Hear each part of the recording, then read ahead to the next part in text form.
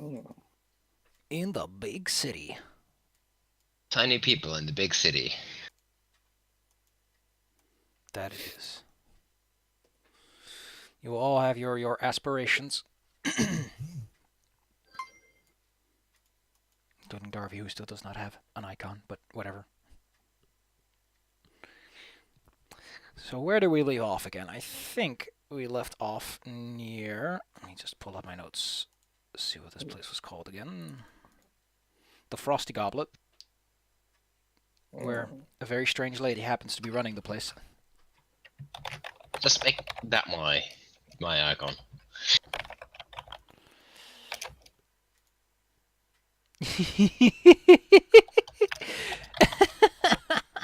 That's awesome. I love it. Nice. Dwarf. Let me just put this in my tokens bucket.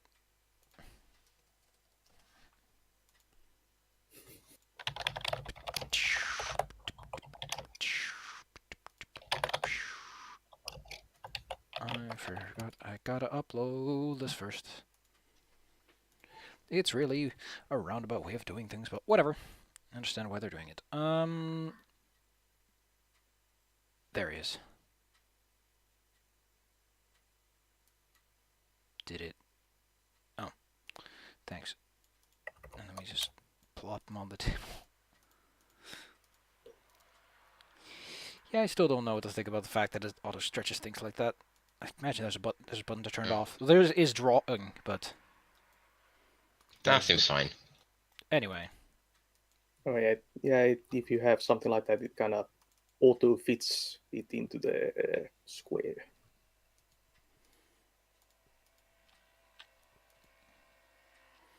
How do you assign a bar? Whatever. Yeah, I don't know if you're gonna stop it doing that or then turning the grid off.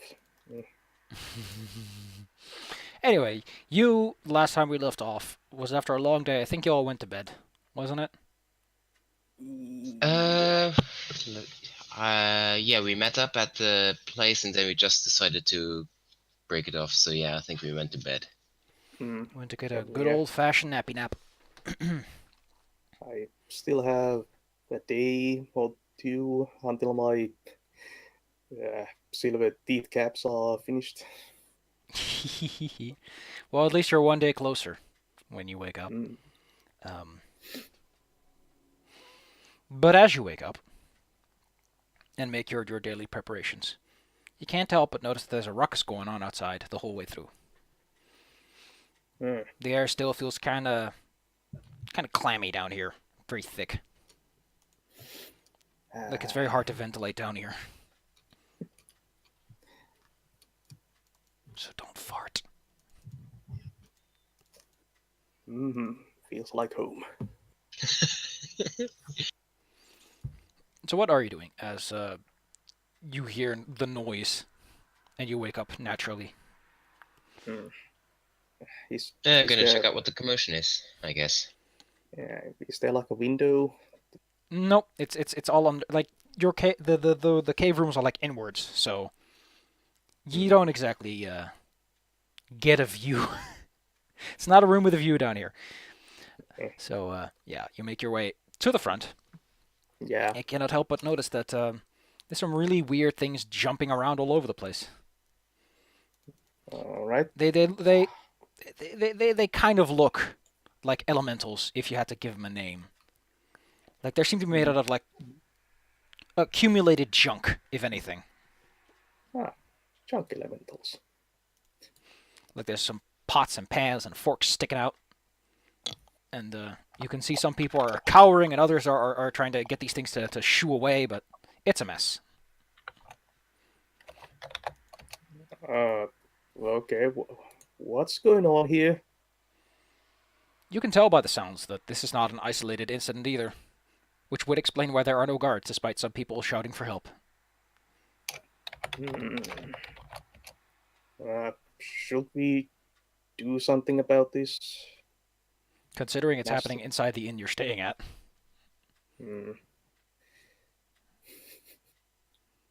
mean, you might not be able to sleep next time if these things are still around. Uh, Kind of does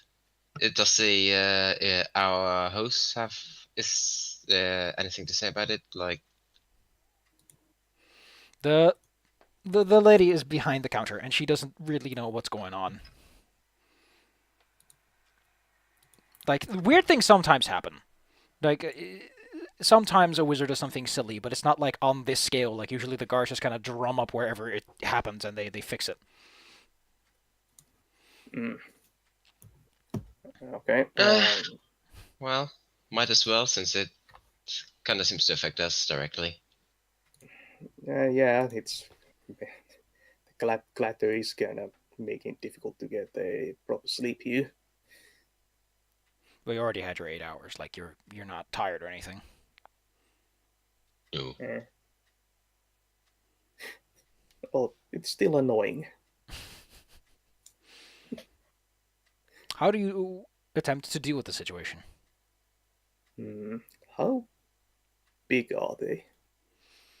They somewhat vary in size. Some of them are about the size of go up to your knee. Others go up to your thigh. Well, that. Well, I mean like a normal person with like a human's thigh. In your case, they would be about your height. Wow. Yeah. Wow. I forgot to save my spell list. Oh no. Size discrimination much? I can't believe this.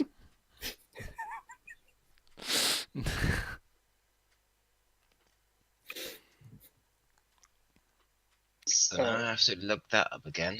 Fun. Okay, I'll try to approach one of the smaller looking clumps and just bite it. Apply teeth to problem. All right. On a public track. Oof. Let me just pull something out. Does this thing have any junk? Like, no, I have premium. Of course, there's no chunks. Come on, it's gotta be like elementals. Oh, but I'll just pull up an elemental then. Those look way too scary though.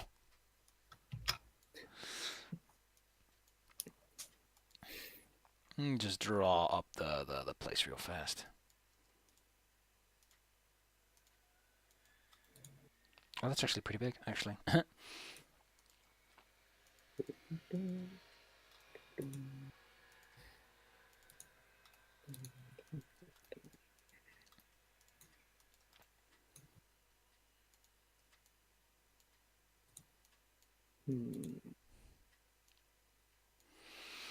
So, these creatures appear to be, they aren't like hostile per se. They don't seem to be organized either.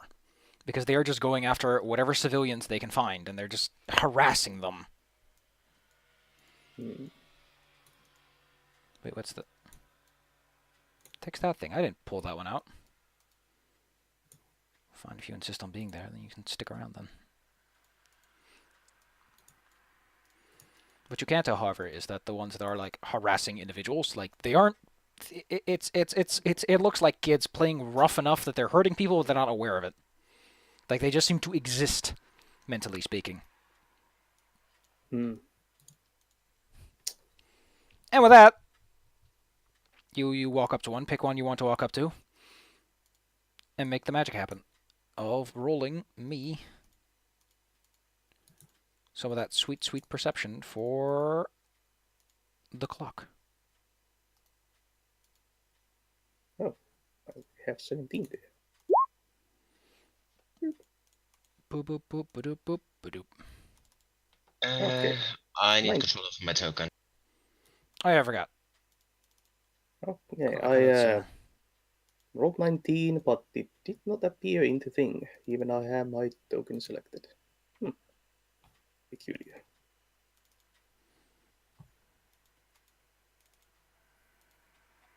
Mm-hmm. 19, Abysmal. we got a 5. Dark vision in this game is apparently ludicrous. because what was it again? I think dark vision now counts infinitely far. So it's just It's good. so it just goes as long as normal vision would As do. long as conventional vision lasts, darkness notwithstanding. That's a cool junk elemental picture, though. Holy heck. I like how there's seemingly a toaster in his leg. Careful, or he'll toast you. Okay, there we go.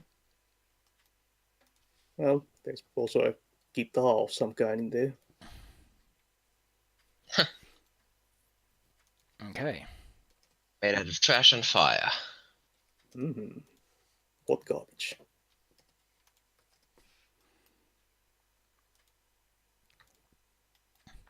So, as I mentioned, these creatures do not appear to have any particular sentience to them. So, Bitey, you get to move up to anyone you want, and you get to automatically initiate an attack. All right then. I'm just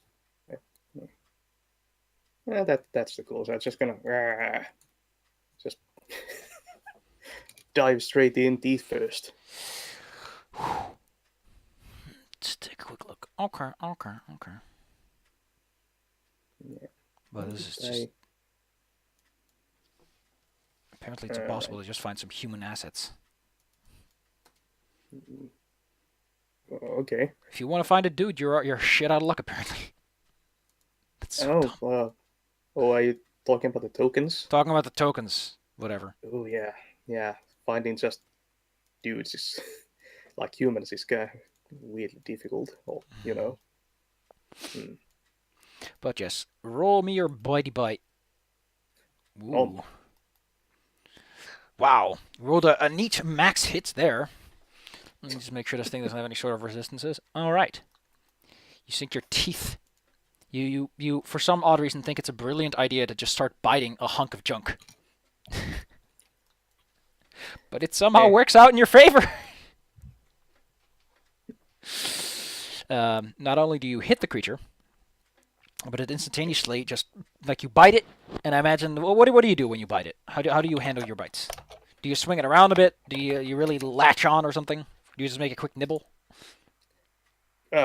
Big old jump, and if it's still wriggling, start shaking it around. As you do so, the creature starts to fall apart. You feel a slight tingle in your teeth as you do so, but clearly this thing has been neutralized with a well-placed hit. Just spit most of it out. Oh, I don't want to roll dice. Oh, actually, I do. This might be a bit easier. I wonder if these dice are public. I would love it if they're not. Exploding. But Bitey loves him some junk food. Yeah. We have... Okay, that's great. We have that, and we have that. Okay, that's pretty spiffy. Let me just put that away. That's just annoying. Oh hell. So these creatures, despite playing like rough, you notice that two of the peasants hit the floor. Having been they might just be playing dead. You can't tell from here, but they are on the ground. As the junky creatures are like jumping at them, clawing at them. Essentially like very inappropriate monkeys. And with that, our turnover goes over to you, Bitey, proper. As you've made your essential sneak attack. Okay. So, how many of these things can I still see around? Like this? In the immediate area are like 3 of them, but if you look around, like outside over the ledge and all, you can see that there's like a bunch all over the place, and various individuals with weapons are trying to subdue them. Okay, so this thing, and that's the thing right? Yeah, that one's on the table. Okay. Alright, well, it was easy enough, so I just going to the nearest one again. Goblin torpedo. Man, those silver teeth are going to be great when you get them. Yep. Ooh. It's impressive that as you're going for a bite, you accidentally bite teeth first into a metal plate that's jutting out and bounce back off. You still have one action. All right. Wait, are these in turn order after me or before me? They are technically before you. They all all right. made their turn. Okay, so they do not count as flat-footed for me then. Not technically. Not Yes, anymore. I understand the rules. All right. So wait. So I get 3 actions. First one was the movement, then 1 attack. Okay. Well, biting was not satisfactory, so I'm going to try and slash at this. No. Oh man. Wow. Yeah, you just can't get a hit in. Like, you hit it, but you're not like hitting it in a sense that seems to dislodge what it is. It is time for Dwarf, who has been standing in the corner up to this point. Attacks are just bouncing off of random broken.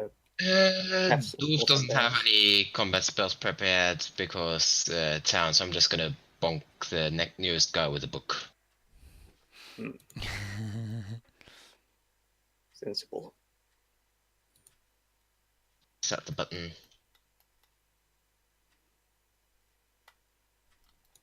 Ah, there we go. Your book fly. Okay, so I assume that you're going for this guy on the table. Yeah. Your book swishes over and slams into him. The creature, which up to that point is basically assaulting an individual, sort of stumbles off and falls off the table. It seems to still be intact, though. Bonk. In as much as a pile of random junk can be called intact. Exactly. Oh yeah, I dropped the dwarf token into the Discord chat. It's a proper dwarf. Oh my. Now that's a token worth having. It's red again. And that was what my quick search gave me for a, proper sized one. Give me a second while I wait for this upload to happen. Kaboom. I will instantaneously give you control and your health bar. And now you can be seen. Don't forget there's now a slot for spell points if that happens to be relevant. I'm gonna go here for that. Yeah? There we go. Your token is Ah, not. found it, yeah. I think the other one is for like your. Yeah, there you go.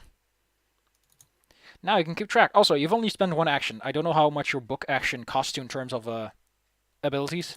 Good question. Let me check that. Hand of the Apprentice, 2 actions. Then you still have 1 action left. Yeah, I'm just gonna well, let's see, what actions do we have here? I wonder if dodge is still around. Yeah, because if something like that, I want to do that just to not get hit.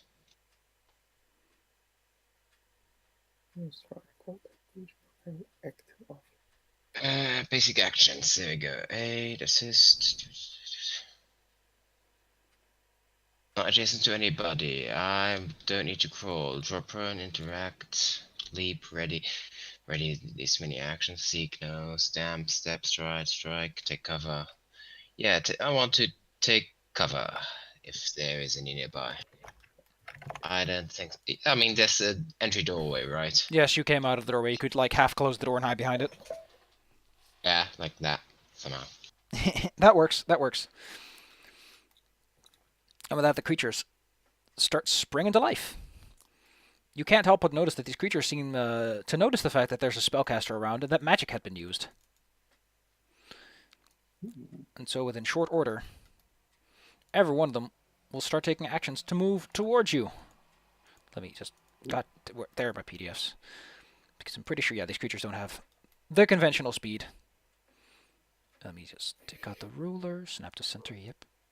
This is using Pathfinder compatible rules, right? Because you always have to set that part. Yep. This guy could go over here then. In one action. I don't think he'll actually be able to make it all the way over there.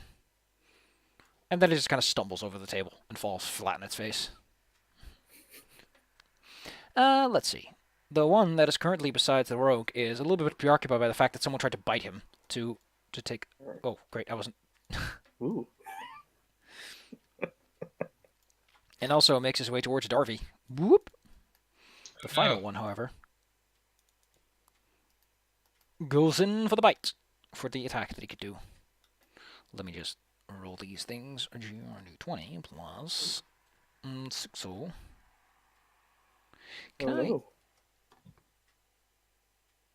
Can I set this like this? Does the biter become the bitee? No, he actually uses limbs. He uses what would back then be called the slam attack. Red dwarves are engineers. Oh. Oh yeah. And mace guys, but not in this particular product. He manages to land a hit. Me? And he clubs you for 5 damage as his limbs are flying all over the place. He spends his whole action just swing, swing, swing. Ah. But after the first one, it's easy enough. So against him again? It is Bitey Man's turn. Oh, I forgot to add you to the... I got clobbered by the thing I was biting. Just smacks you upside the head a bunch. Ooh. Okay. Are there things like opportunity attacks and... Only creatures that specifically have opportunity attacks. You need to have it specified for a creature, and otherwise I think it's only fighter and 6th level paladins that get it. Alright. Seeing how most of these things started to sprint towards Darby, I'm going to disengage from this thing. Oh yeah, no, you can flank somebody. I guess. Mm-hmm. And just sprint to his rescue. But yes, you can't flank. Does flanking allow for your backstab? In older edition it used to. Nope, it's only flat-footed. That's dumb. Dang. Nope, that's not going to do it. Second? Ooh, I noticed something about that I need to change about your thingamaboober. Because I'm pretty sure that your short sword has the, what's it called?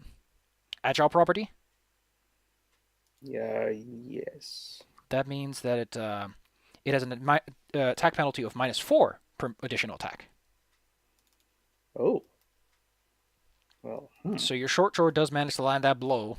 You can tell the creature kind of sparking and zapping as the magics that were probably not meant for this are just sort of short-circuiting.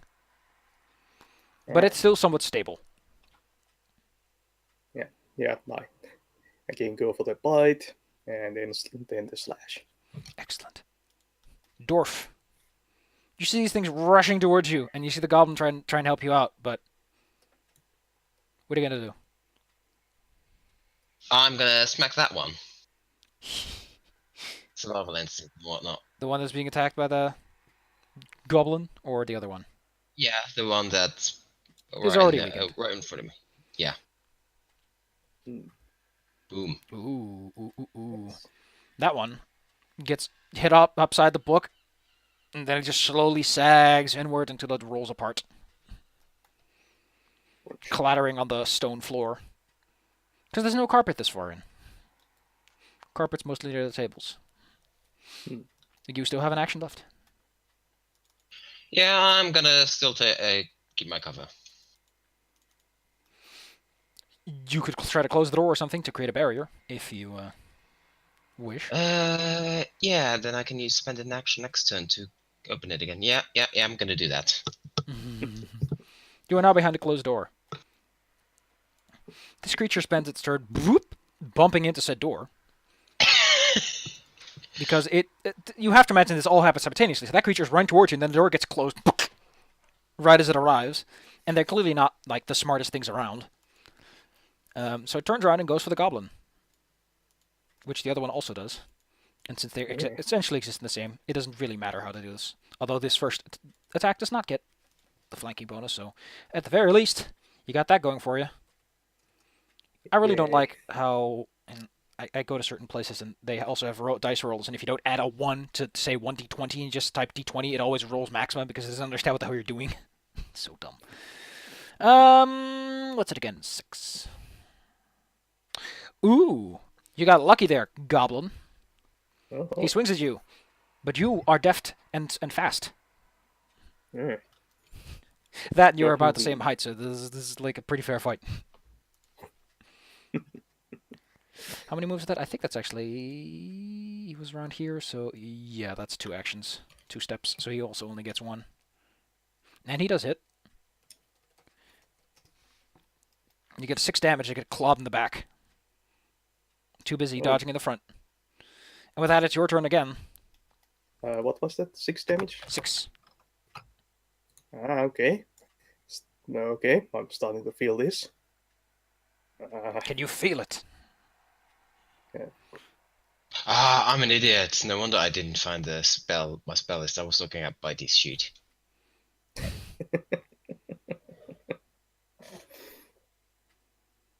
Very smart. Okay, right. Buddy gets in front of the door. Is the door locked or just He closed? just closed it. He only used 1 action to close it.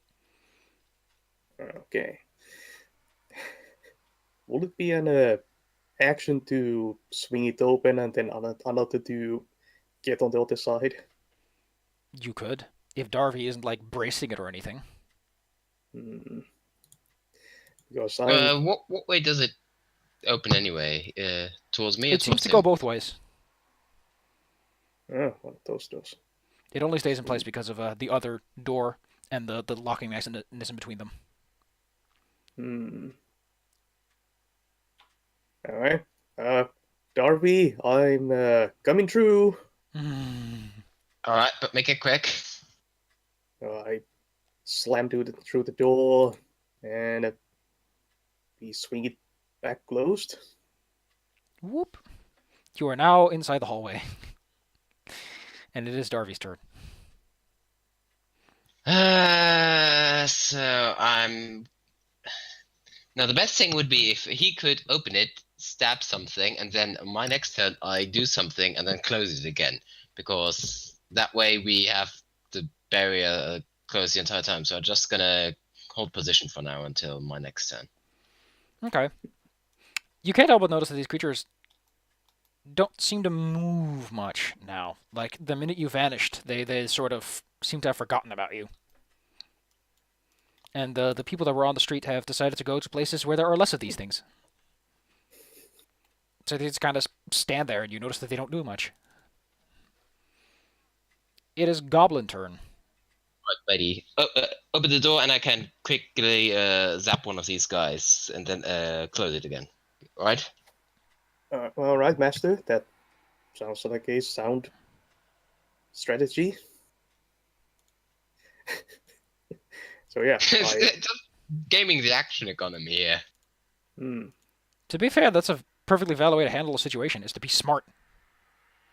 So yeah. I mean, if they're not going to fucking knock down the door, no problem. So yeah, I'll hold the door open for him to attack and then close it again behind him. Oof. Okay, you open the door. That takes an action. You now have 2 actions left.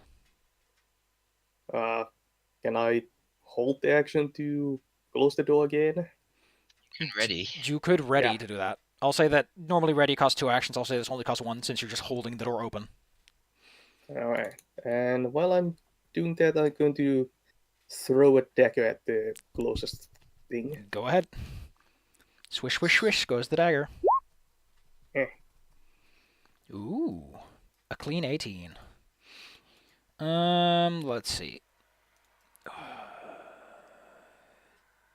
Did you hit that one for any damage yet? kind of confused I- at this point. I don't think so. Okay. Then it just stumbles as it is impacted with a dagger. Your action is ready. You will close the door when Darby is ready. Yep. And done. I'm gonna Ray of Frost the guy in front of me. I have no action for that prepared, but it's just 1d8. It's a ranged touch attack. Which Yep. is just, what, dexterity? Yeah.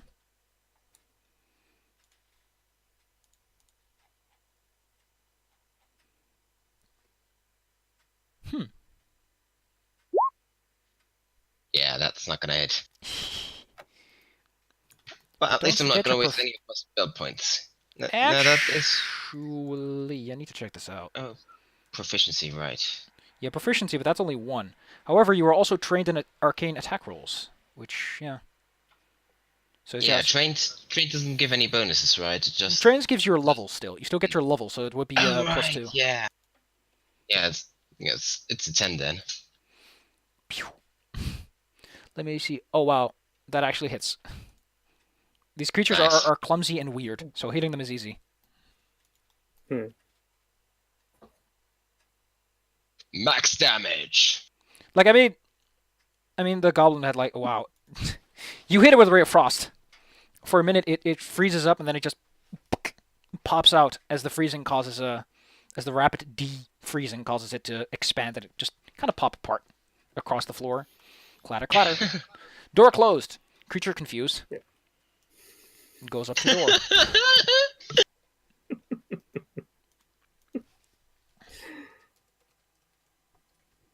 Oh dear. All right. Somehow it is unable to dent the door. It is just helplessly beating on it. Actually, I got... Okay. The door is a little bit shaken, but you can tell that it's going to take a long while if it keeps this up. It's a pretty sturdy door, all things considered. Which you'd want if you're in the back. It is your turn again, Rogie. All right.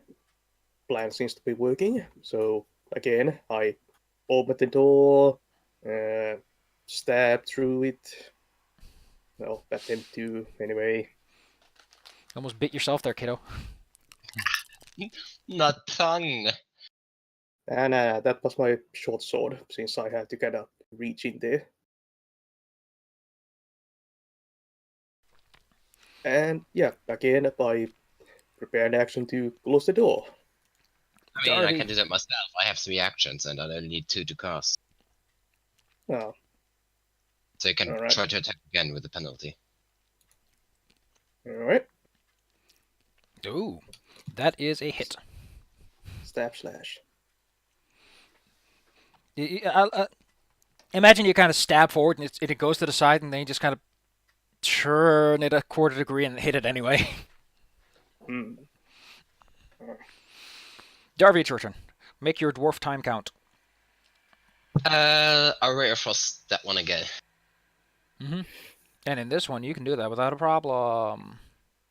You think so? I close the door. Just slam the door in his face. Let's see.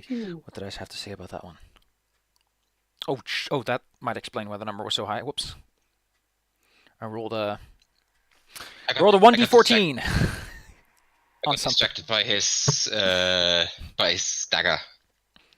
Just by him swinging his knife around. You can hear the door getting battered and bruised. It is the goblin's turn.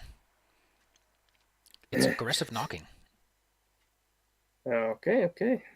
Once again, open the door. Hack. And slash. Wow.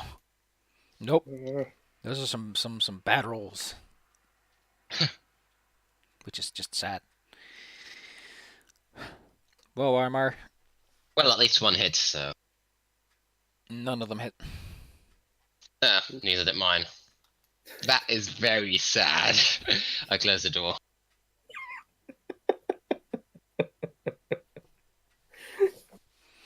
You see, because we've got the door in front of us the entire time, we don't really know where it is.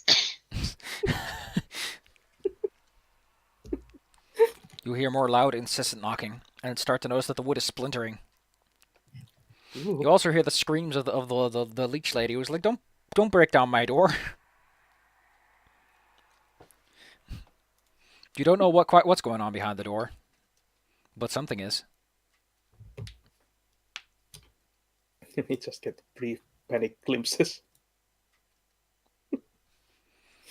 Okay, it's your go. Alright, once again, throw the door open. You notice the leech lady is standing right next to this thing, and the thing is looking a bit sparky. Okay, that doesn't look good. Try to... Wow. Damn. Yeah, hacking and slashing ain't working for me. Somehow rolled 2 3s. Oh, no, a 7 and a 3. Forget. Would have been nice if the little text boxes told you, oh, this is the second attack you're making. You know. Darby. I mean, even with... That hits, I guess. For a touch AC, that hits. You notice that your beam of frost kind of blasts off a couple of chunks, a couple of cups and plates, and the thing just sort of falls over backwards in a slow, dramatic fashion until it hits the ground.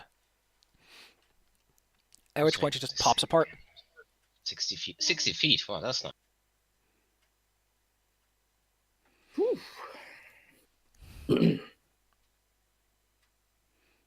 Man, those things were annoying. Alright, I just finished my macro. My thing. Let me see. How that works. As you take a minute to compose yourself, the Mary thanks you for your gallant efforts to try and protect her bar. Still a little upset about her door, though. You see a rush of guards coming nearby, who are making their way across and kind of like checking every corner. Because again, this is clearly something that affects a larger area than just this. So, what's going on? Why are I being attacked by junk? You ask that, I'm gonna fix this door with mending. Always prepared. Smart thinking. You apply mending. Fixing things is wolves do. Yeah, just... Oh wait, it takes like an entire hour, god dang. And it's just an object of light bulk. Screw that, I can't do that. It's just like a couple of planks that got busted. You can fix that with mending. Yeah. I mean, that's the problem with mending and bulk, is you could technically say, well, I just remove the part of the thing that's damaged, and that's light bulk. Still, 1 hour casting time. What the hell were they thinking? It's probably so that people have to deal with the fact that their shields are broken. So this is a funny thing that I noticed in the test play forums. Apparently, the shields are so garbage that everyone is like, hey, you kind of want to carry like 18 shields with you wherever you go. Yeah. It's like the thing is though, it's only shield blocking. Like raising your shield doesn't, don't think affects your shield, but people are still like, I bring a lot, and I'm like, you know, shield block is supposed to be this defense thing, not like the thing you do. Well, whatever. Seem generally just garbage. You need to spend an action to get the defense bonus, a break, and just overall. You need an action for the bonus. You need to spend your reaction. And since you're a fighter and you're fighting, you probably want to use your reaction for attack for opportunity. It's weird. But you were standing in the place. Things are starting to calm down. You can still hear that there's quite some panic off in the distance. The guard that stops here, because they're not going to be like, oh well, there's nothing here. He does like check through the room. So as you ask him, he's like, oh, we don't know yet. There's no official statement made yet. So, you know, they're just doing the cleanup before someone goes and asks, hey, mages, do you know anything about this? Oh, is it talking to me? No, they're talking to I think it was the goblin who wanted to ask some questions. Oh. Yeah. Good old Bitey. Yeah, I was just, asking her why are we attacked by junk? Again, the guard does not know. And there's no official statement yet, and so far they just kind of went off to their patrol, and suddenly this happened.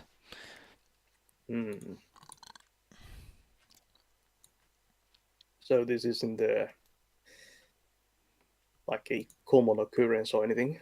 Well, the guard goes on to explain that technically it's a common occurrence. Like, it's not uncommon for magics to just go a little bit haywire every once in a while, since, there's a lot of magical things going on around here. But it's usually more localized. From what he's heard, this has been happening all over town, in every district. Hmm. Okay, that's something. Slightly troubling. Hmm.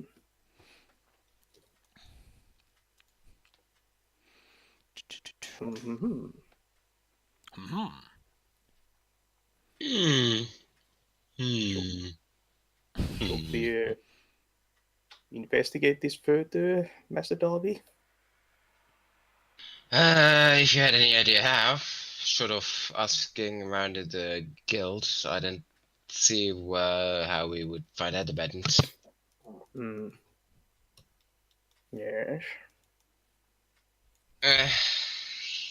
I mean, I guess knowing what's going on would be good to know, so we don't get caught off guard later on. If anything else happens.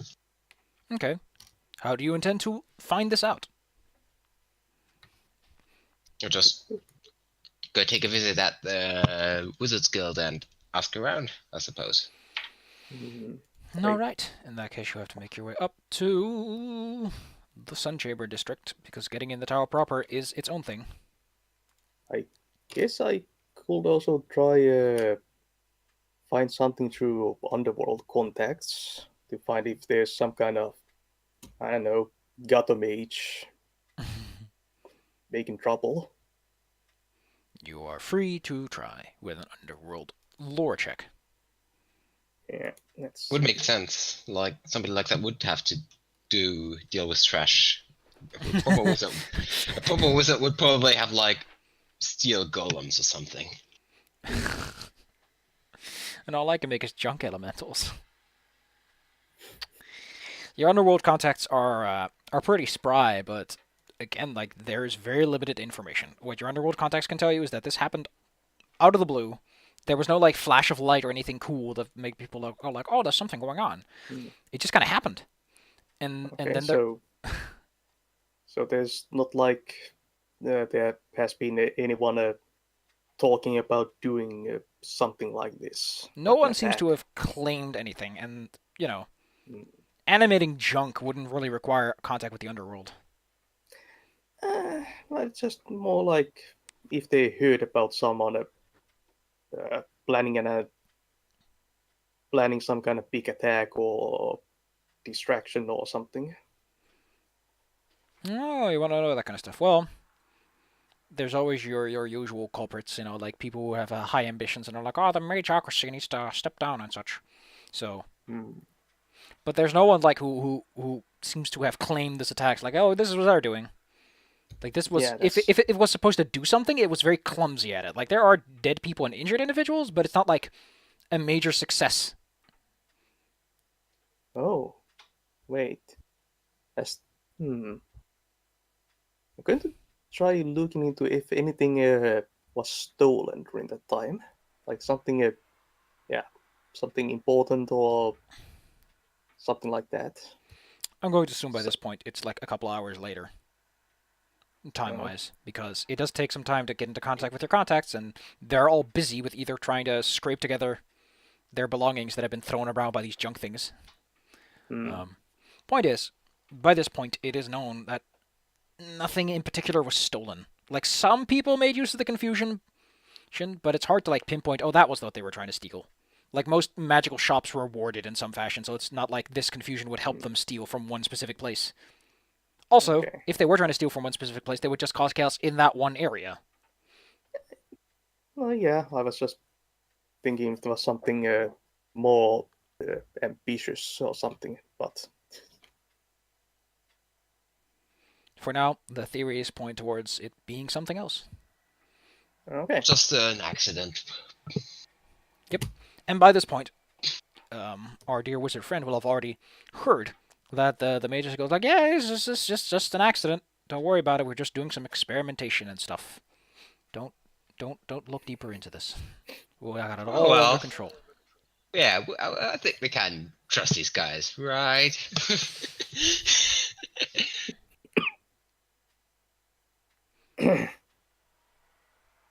Yeah, they obviously know what they're doing. That being said, neither of you are like high on the list, so if they do know more, they're not going to tell you. Yeah, definitely. You're not high up on the conspiracy information list. Hmm. Maybe they're working on some kind of grand trash management spell enchantment. Self-collecting trash? Sounds great. Yeah, that could be Finally, we something. can get rid of all this enemy that's been plaguing the town.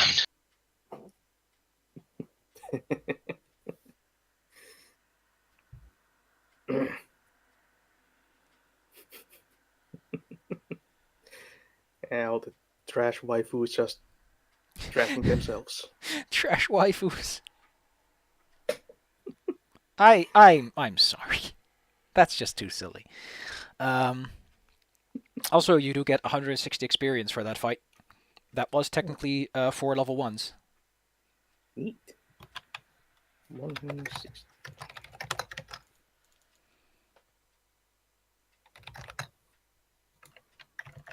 You learned a lot that day, including the goblin who's like, whew. And being hit hurts. Today we learned that being hit hurts. Yes. Biting a skillet is not very advisable.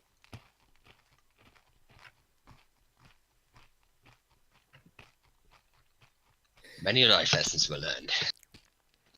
Mm-hmm. I need better teeth. Mm-hmm. Well, you commissioned those, so...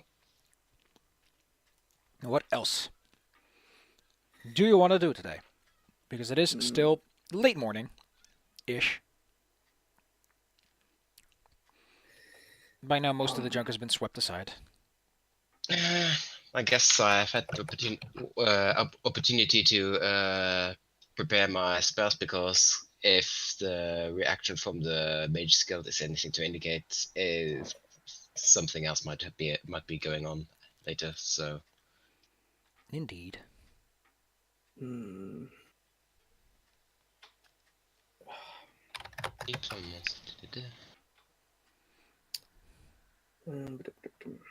Get information. Basically just shifting around my level 1 spells to sleep and summon monster. Well, I guess I could try and get information about any jobs we could do. Well, technically, don't you already have like a contact for that Arashi? Who was like, hey, do some jobs and I'll let you in the Thieves Guild. Yeah. Oh yeah. And, so I'll go see Hiroshi then. You were already told about, from the wizarding side, I've been told about Mali Trescott, the leader of the Red House. By the Red Wizard.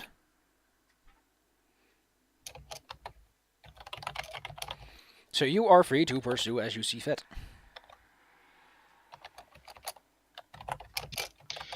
Yeah, let's go speak to Arashi, since that's our go-to person right now. As you make your way to Arashi, you can't help but see a lot of people who have like gathered up random bits of junk and are trying to sell them under the premise that, hey, this stuff was animated a little bit ago. It's probably like magical and cool and shit. So yes, you can't help but giggle a little bit, because it's kind of funny how everyone seems to be under the understanding that just because something moves, it itself is magical. Arashi too is flooded by these people, and has to tell them all to go away. Magic isn't inherently valuable. It's what magic does that makes it valuable. It's also kind of saying like a piece of iron is magnetic because it sticks to a magnet, you know? It's like, it's not magnetic, the magnet is doing it. And the junk itself is like inanimate.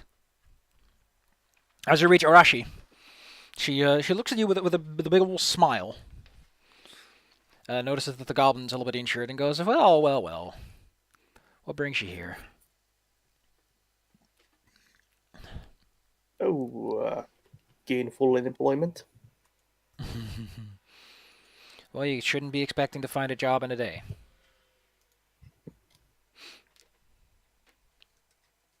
Yeah.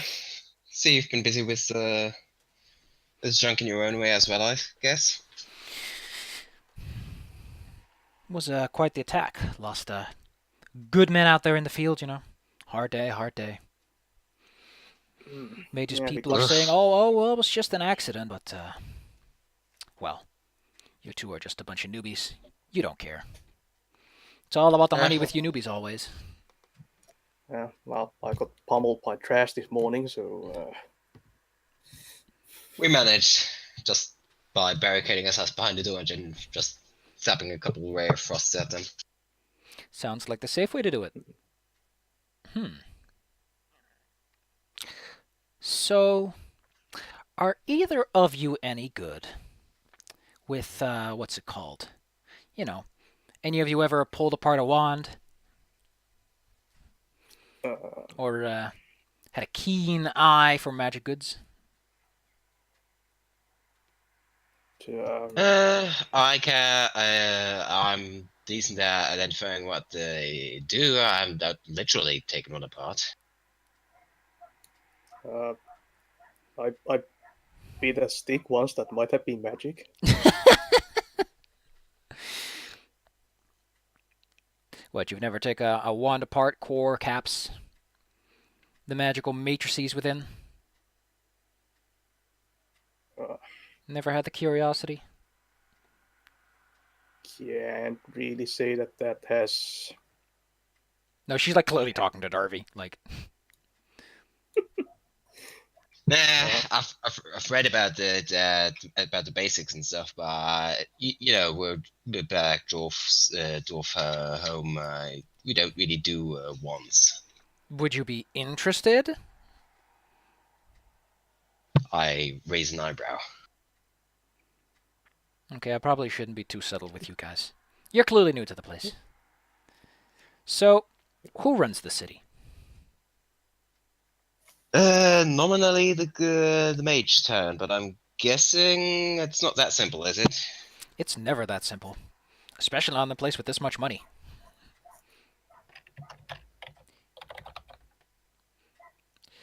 So, I want to roll society to make an educated guess.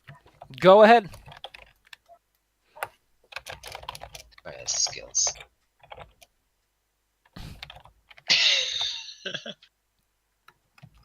The best you can come up with is that, considering that the Mages Guild is pretty large, and the Thieves Guild seems to be like, considering that Bitey was able to contact like a random thief in a bar and just say, hey, here's some lockpicks, and that other guy, what's his name again? Darvo or something, could just be selling this shit, not being that subtle about it, odds are there's something going on between the Mages Guild and the Thieves Guild. Or, as they're properly called, the Psynus Pilum. Well, mages always need specialized stuff acquired for them. Yep. So, if the Mages Guild and the Thieves Guild are working together to keep the peace, what do you think's going to happen when you work in proximity to someone, but you don't necessarily always want to talk to them?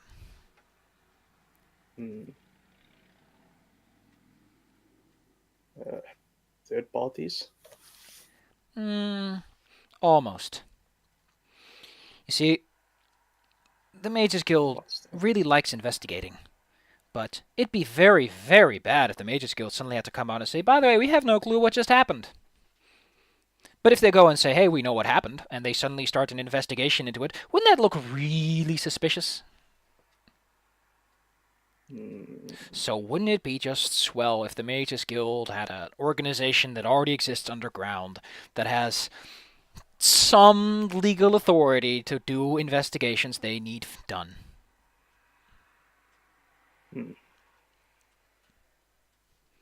Alright. Well, would that interest you to, help do the good deeds without necessarily being on the good. Come on.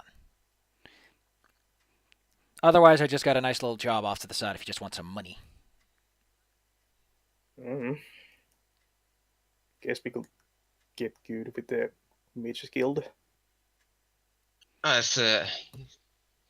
Yeah. I wouldn't suppose you're talking about the Thieves Guild. What? I don't know. Okay. So, a couple of decades ago. No, wait. Anyway, a long while ago.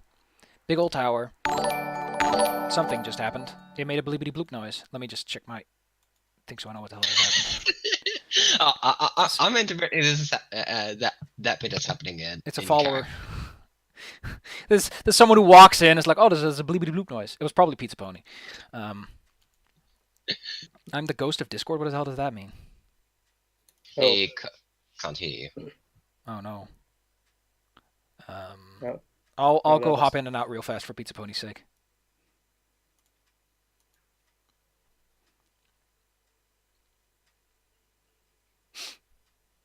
There we go. Did I fix things? Oh, I can still hear you. Excellent. Okay. Point is that a long while ago, the Mages Guild kind of found out that if you want to keep the peace, you got to look competent. But here's the problem. Magic is finicky and weird, and at some point you're going to come up to something, and some necromancer is going to come walking into your town, is going to start casting some spells. You have to have an explanation. But you don't want people to think that you lost control. But it just so happens there's a whole Thieves Guild full of people who are more than willing to cover everything up they can. So they went, we've been working with these people for a while. We want to get something out of this. How about we just work with them? In return, the Thieves Guild generally just gets to keep the artifacts they find, provided they're not interesting enough for the Mages Guild to handle. So, they made what they called the Magicus Technica, which is essentially a bunch of investigators, quote-unquote, who try to figure shit out, find the stuff worth selling, and make things not bad again. Oh, Interesting. okay. Well, that sounds, interesting. Makes sense to have a group dedicated to investigating magic stuff. Well, they have one within the Mages Guild itself, but the Magicus Technica is, to what the common man knows, a bunch of conspiracy theorists, which is why they are investigating when the Mages Guild says it's fine. Yeah, the X-Files, basically. Mm-hmm. All right, which one of us is going to be Agent Mulder? Well,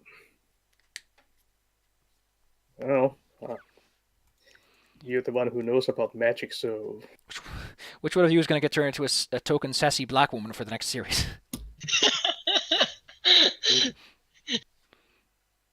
I'm already a token goblin.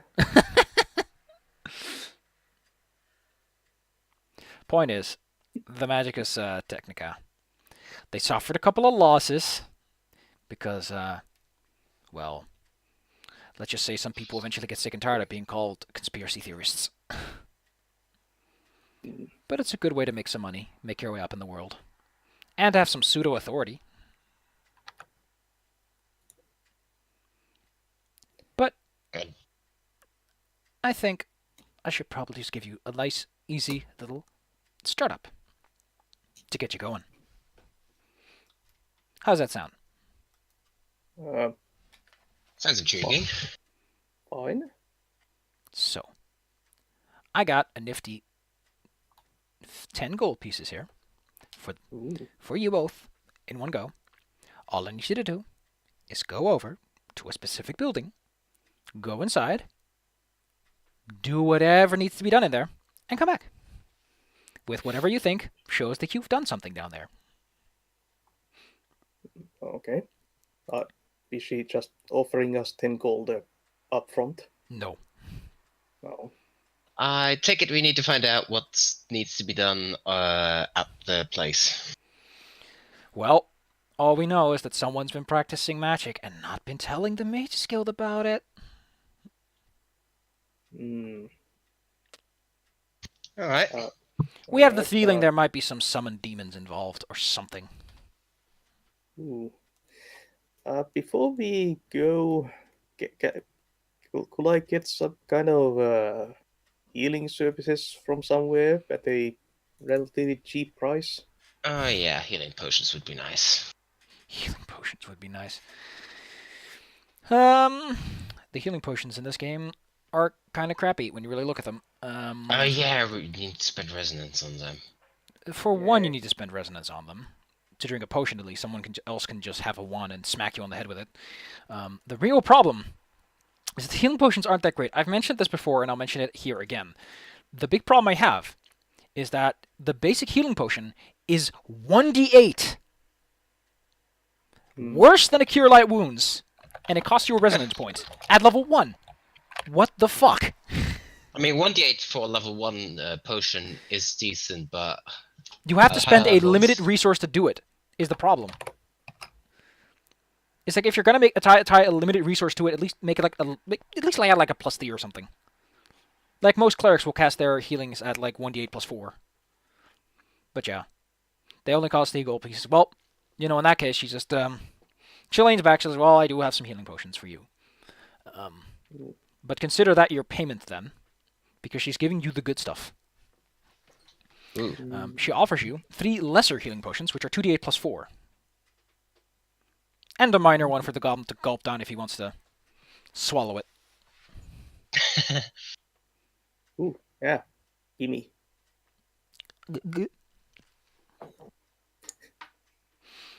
Grab a little goblin hands. We'll just Drink say that all this the healing particular minor potion. healing potion is also maximized, so you all get 8 health points back if you gulp it. Ooh. Yep, I'll gulp it, crunch a bottle, whatever. +8.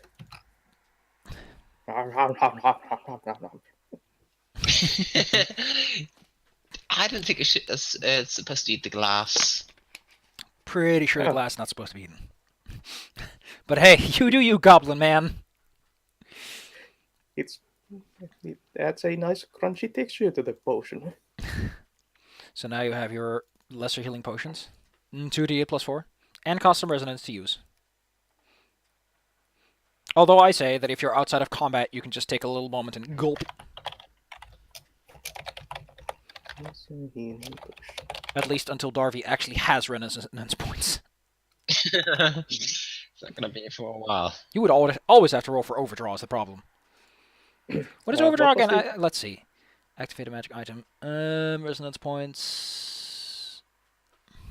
I think it's like a flat check and it gets really nasty. Investing in magic items for 377. Oh my goodness. Overspending resonance. Let's see. You must do DC 10 equal to the numbers of points you've overspent, including anything you spent for the activation. So it's always a DC 11.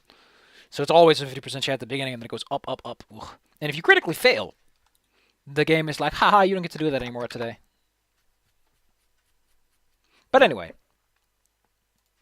it's not fun when you have a healing potion and you have a 50% chance of it just not working. Bye-bye. Anyway, she gives you an address, which, as you would imagine, is not actually inside the town. It is outside the town. Which means you have to go past the door. However, because she's being nice, she gives you a little toll pass for the day, meaning you don't have to pay money at the door to get in and out.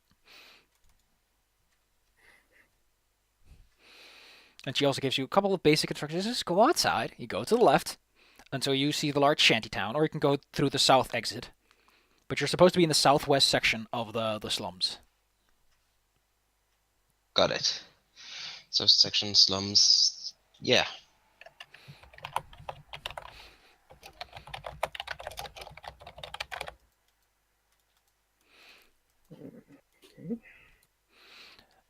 But again, we don't know what's going on down there. Could be anything.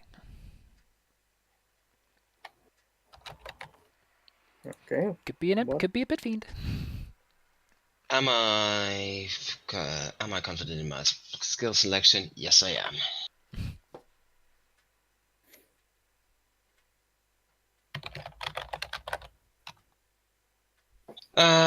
Alright then. Let's get going. If we're got nothing else here. Yeah, I guess I'll take a peek in the what was the shop that I commissioned the silver teeth from? Full plate. The what? Full plate. The full plate, yes. Full plate. The full plate has no progress because you are not a high priority customer. Mm-hmm. He has like done like some of the basic stuff that he could do, like was sitting in bed, like drawing out some diagrams for it. But sitting in bed, snuggling up. Ooh, I'm making diagrams. But that aside. Okay then. I'll come back in a day or two then. What's the next step?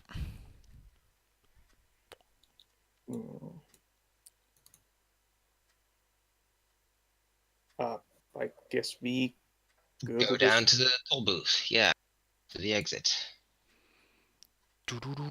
You head over to the toll booth. The guards are there.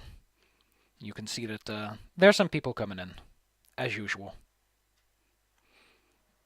You notice that people on foot don't have to get checked much, but the carts take a while. Lucky there's like immediately outside the gate is a big like flap, so they're not like standing in the direct sun while they're doing this. It's a very hot day, as you would imagine.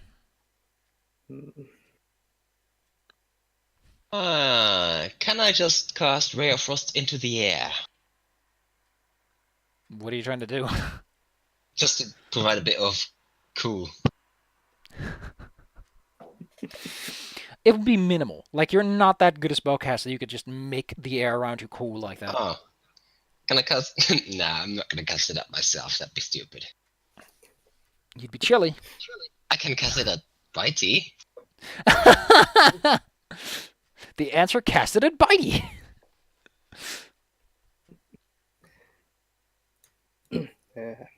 Have a cool goblin friend. Well, you could cast it on a piece of metal and then just put that inside your robes.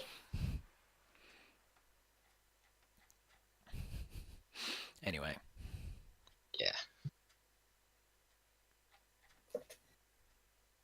Cooling down with that back.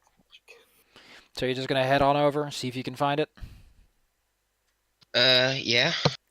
I serve an exit and then to the southwestern area. The guards just wave you by when they see the pass. Because some people just have passes, and they don't like it. Yes. But as you make your way to the slums, you can tell that it's very different from the inside of the megastructure, where things are magical. Here, there's tarps all over. Buildings are made out of more shoddy stone and clay, and the roads themselves are sporadic, if existent at all. They're usually just covered in sand. You can sense that there's like stone under the sand, but yeah. As you move along, you'll also notice that not a lot of people are outside. The few stalls that are there have like bells hanging and all that, so that they don't have to be outside in the warm air too much.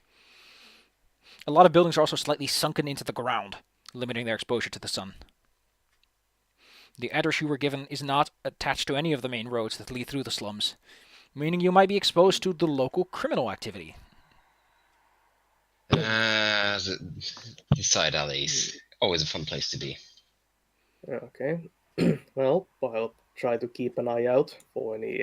the criminals might appreciate some cool. Just keep blasting that ray of frost everywhere. Who wants a cool breeze? So dumb. So dumb. As you make your way to the building in question, it is a shoddy attachment to a larger building. It's like a small block jutting out. You can hear noises inside. There is a door. A shoddy door. But it has like something resembling a lock on it. Okay. Are there any windows or cracks in the walls we could look through? Let me just draw up the map for this one real fast, and I'll drop you in on it.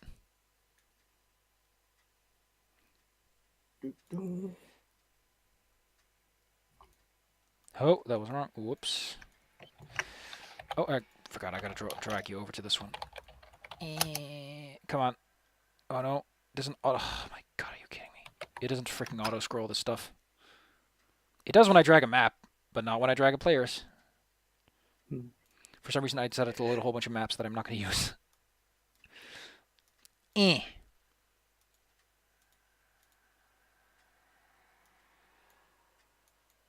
Rectangle. Oh, frick, I dropped you in the wrong map. Don't worry, you're on the right layer now. Oh.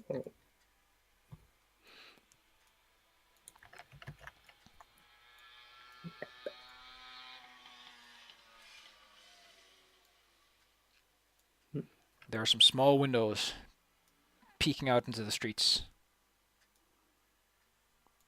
But they are high up. There's a small staircase that leads up to the door itself. It's kind of weird that there's an elevated building like this, but it seems to be the shadow of the big building anyway.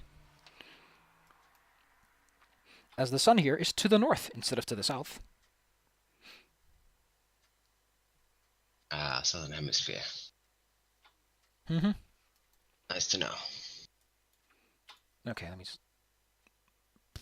pop myself to the right layer.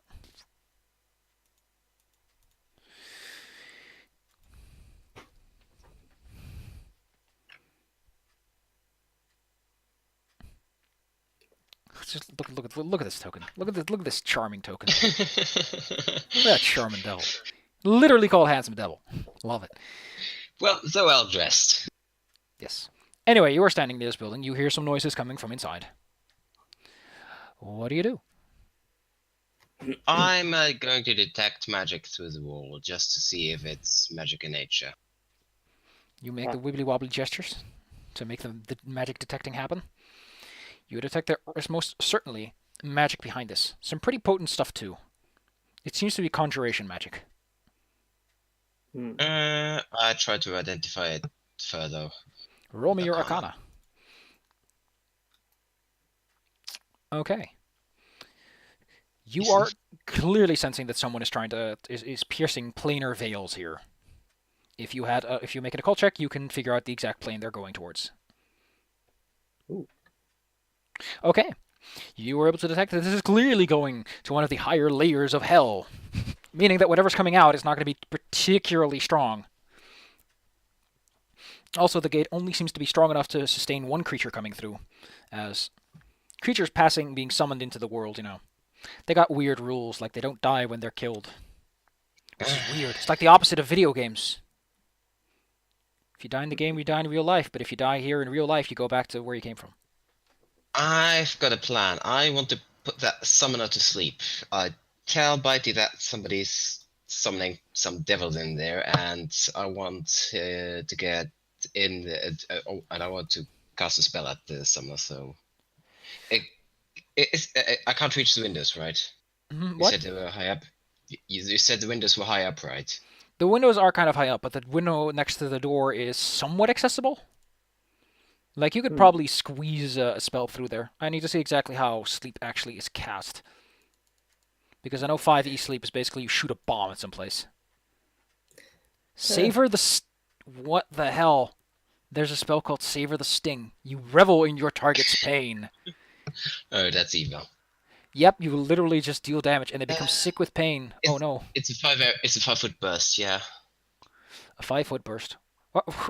What? Just a 5-foot burst? It's not even like a big boom. It's just like, oh no, that guy. Just that one guy.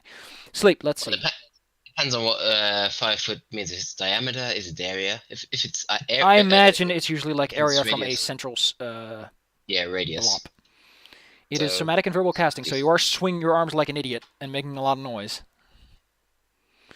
Yeah, so I tell Bitey to get ready at the door and to burst in should things go alright. I'm gonna lead with sleep. Okay, so you're casting sleep.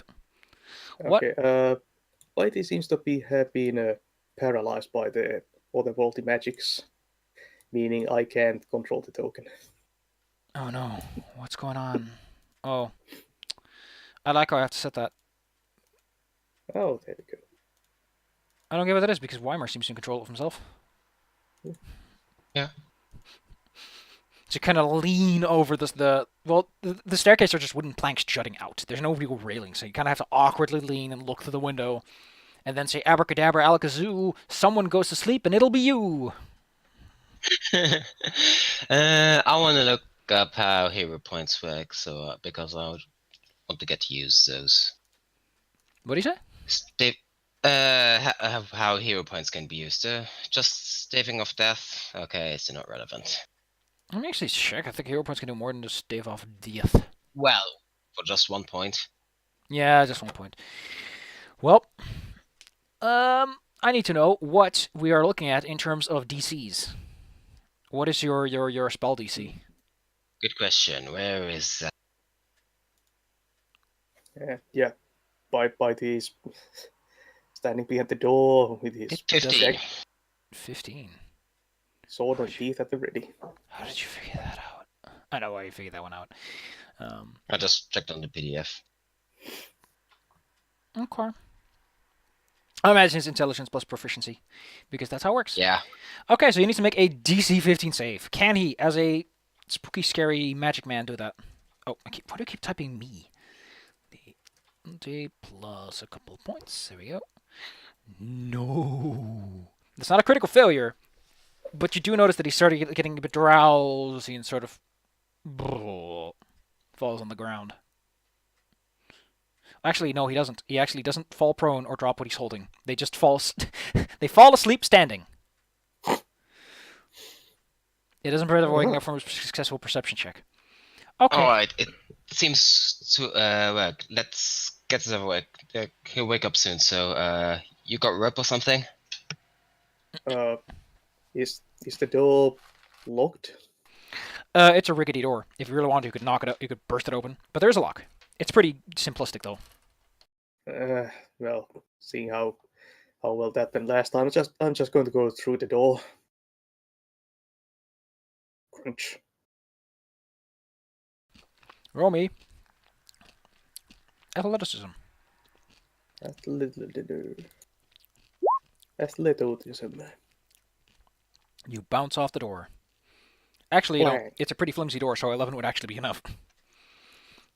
Ah, I need to remember that just because an 11 isn't high in the grand scheme of things doesn't mean that an average person couldn't knock this door down. So yes, the door, bonk. I need to roll for a perception to see if this guy actually wakes up or not. Crash. Gobbling in the Nope, house. he's just sleeping along. Alright, You I'm notice- gonna look for... An imp in the room. Ooh. The imp is not immediately hostile, and he seems to be contained in some sort of circle. Alright, make sure not to touch the circle. Let's... I want to look around to see if he has some kind of spellbook or anything that would prove that he's what he's been doing. Like, I can't bring the imp, I'm guessing. If you remove the imp from the circle, it's pretty likely he'll try to just get out of here. Okay, I'm going to rob the sleeping guy blind.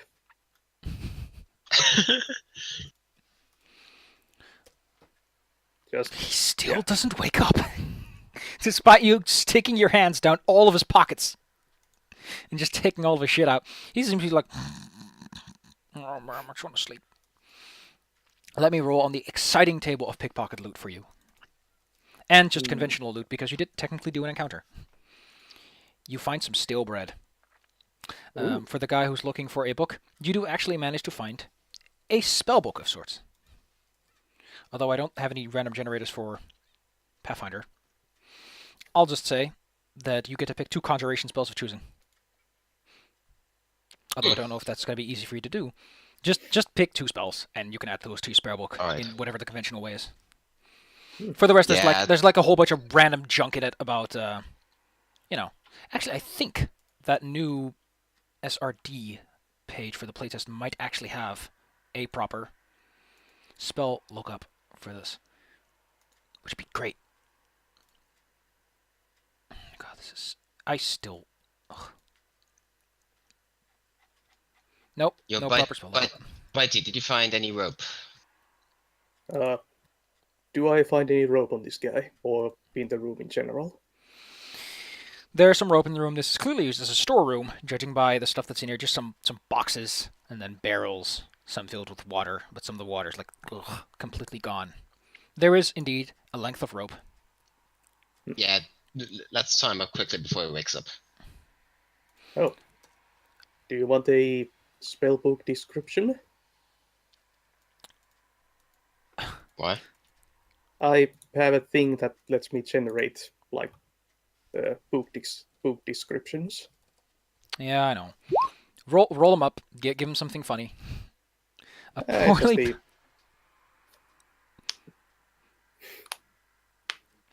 The penmanship is poor, but the pen strokes are clear.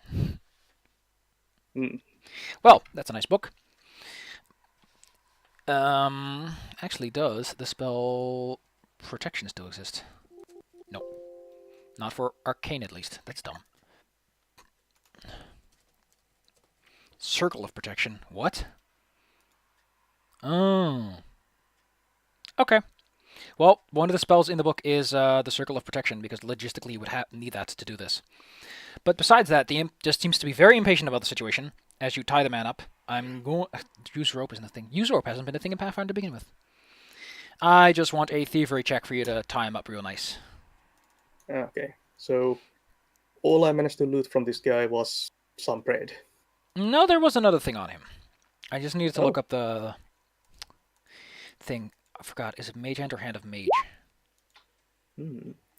And is he holding something? Because he had an item which is called the Hand of Mage.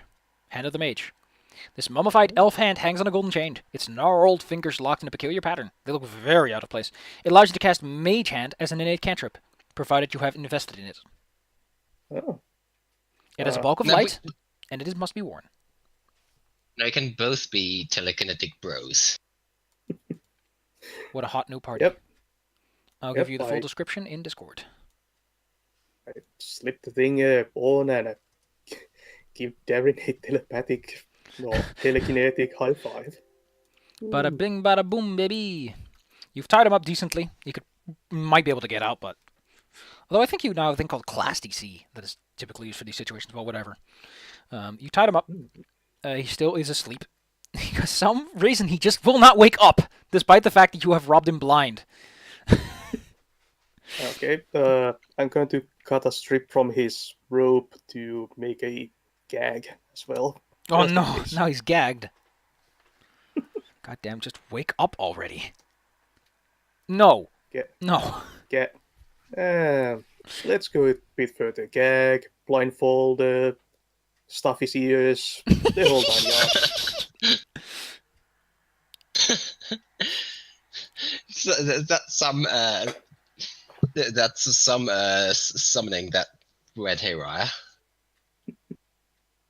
The imp looks at you and goes, "Could you just break the circle so I can go home?" Oh.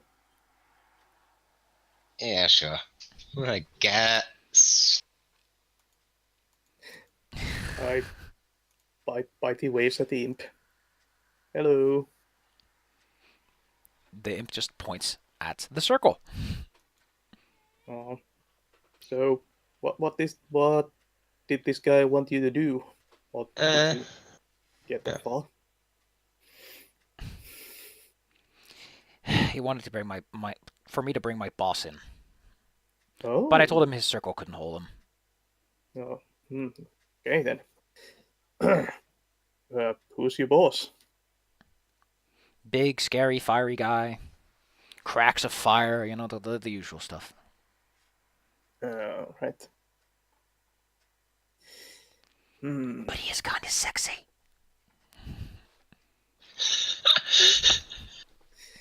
Ooh. Alrighty then. Yeah. I mean, if you're looking for a date, I can set you up. Yeah, no. He is like 4 times your size, though, so it might be a bit awkward at the table. Yeah, I'm good. I'm good. just send the guy home. Yeah. So, what kind of circle is this? Like it's... It is a circle of protection. It is... So, the circle itself, usually people will just make a salt circle. A salt circle will stop like some creatures, but a circle of protection is like the level up version, like the you're properly doing magics now, kid. So the circle will it could be vampire, right? But this circle is different. It's made out of a weird type of ash mixed with salt. The stuff is actually kind of gooey in a way, but not like it's been wetted with water. It's just very gross stuff. Probably blood. It'll probably stick to your fingers if you touched it. So circles can keep away sea bears. So I'm guessing a circle of protection is what you need to get to keep away sea rhinoceroses. If you make that joke again, I'm gonna make you fight a sea bear. No. It'd be great if Yeah, someone actually made that into a D&D monster. Yeah, I'm just going to scuff this thing with the toe. With a toe. Yeah. As you scuff it with a toe, you notice that the magics that have been keeping the imp in place are weakening, but it's still there for like a second, and it just flies over to the guy and reaches around his neck and pulls out a small bag, which you noted was just full of dust when you checked him. He snags it and he leaves. Just. Okay then. Well, problem solved, I think. Well, you think anything we've got is proof enough? Spellbook should be, might be. The spellbook contains some intricate rituals on the creation and use of summoning circles and such. So, yes.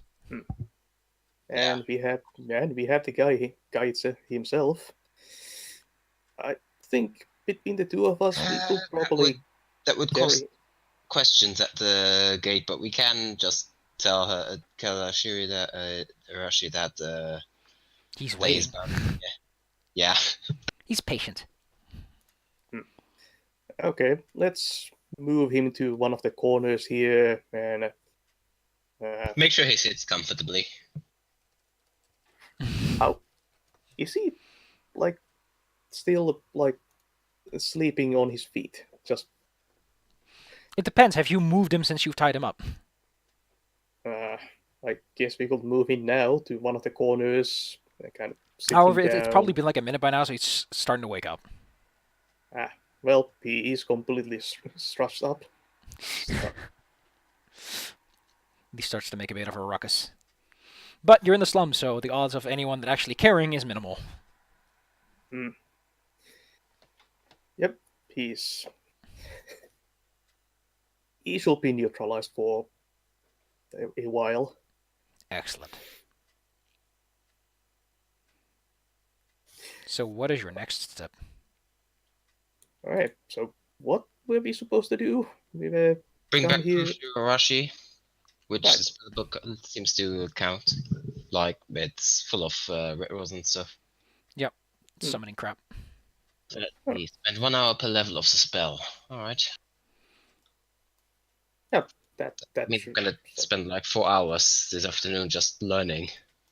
Being a nerd. Alright then. Well, that should do it. Guess we can just leave this guy here. You leave him behind and head your way back to the sun chamber. The guards kind of wave you through.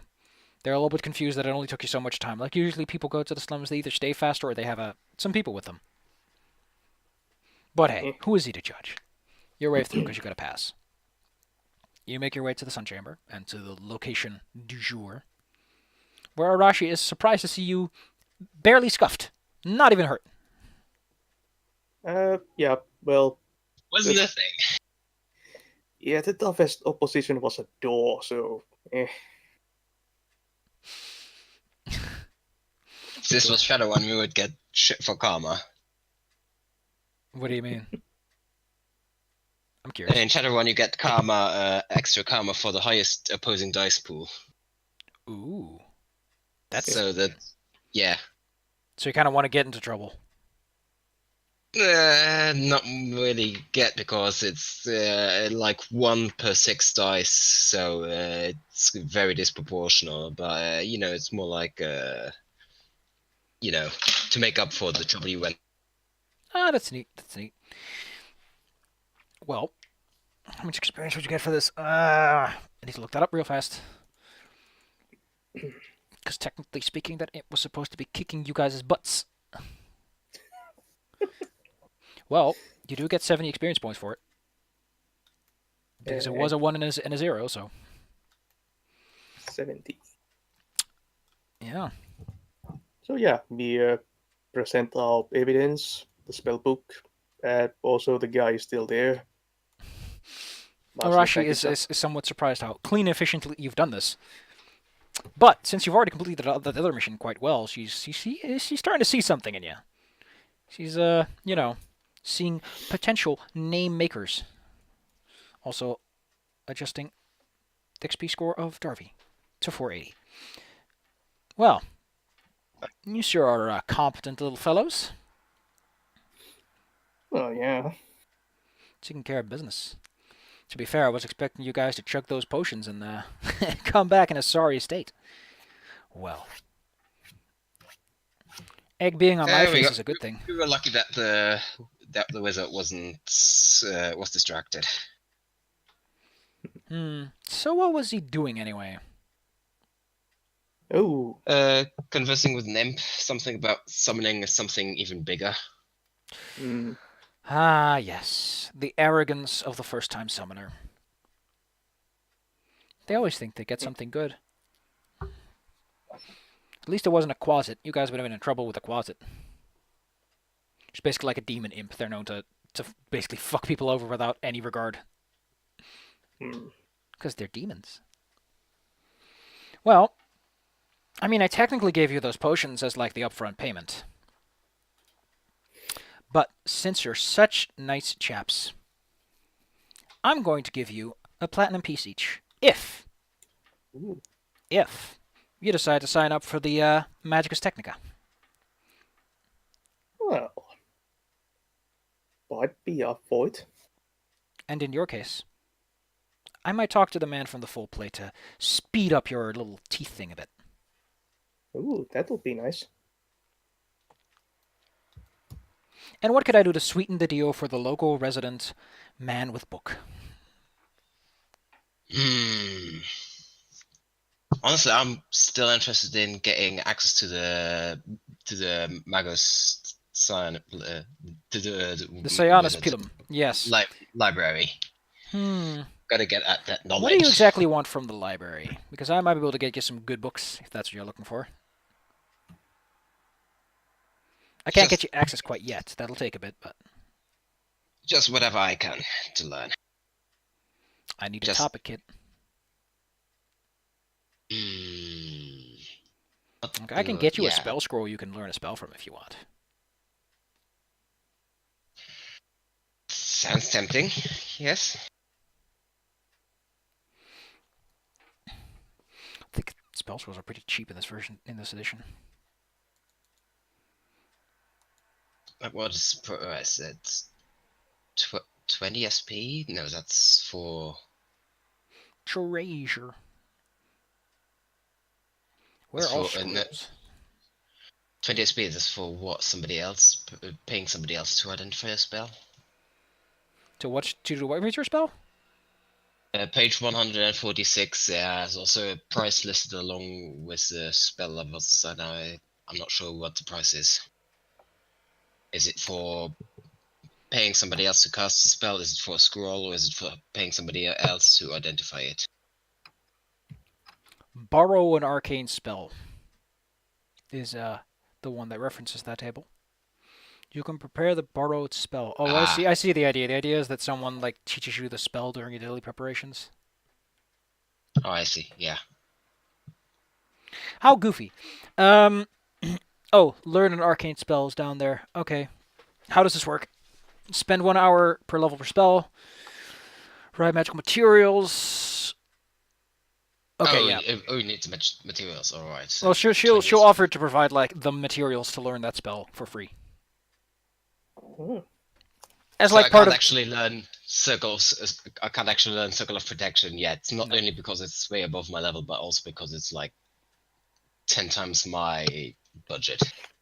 Yes, but you can ask for any level 1 to 2 or a cantrip. She'll provide the spell scroll and the materials for it.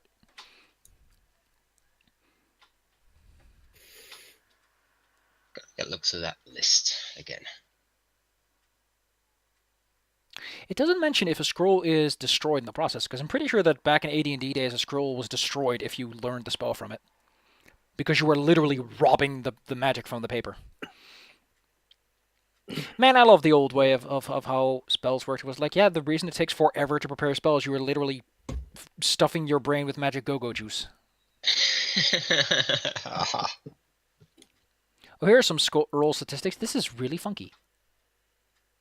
Casting a spell from a scroll. Spell roll cap. What does that mean? Oh. So there's a limit to how good a spell scroll can get. That's doofy, but kind of neat. Unlike magic armor, cannot be etched with rune. Oh, wow. Whatever. Point is, she will provide you with a spell of your choosing if you want, or just a book of your choosing. You are allowed to pick whatever you want. I wouldn't know what books it would be in there, so I guess I'm just gonna go with Unseen Servant, just to, you know. Unseen Servant. What a pick. There's probably better spells on the list, like Charm and stuff, but they mostly seem out of character. Well, oh wow, there's actually, that's interesting. Unseen Servant has a stat block. Let's see. I don't get this at all. This is just kind of doofy. So, instead of just making a bunch of rules for how Unseen Servant works, it's just, no, this is just a creature that exists.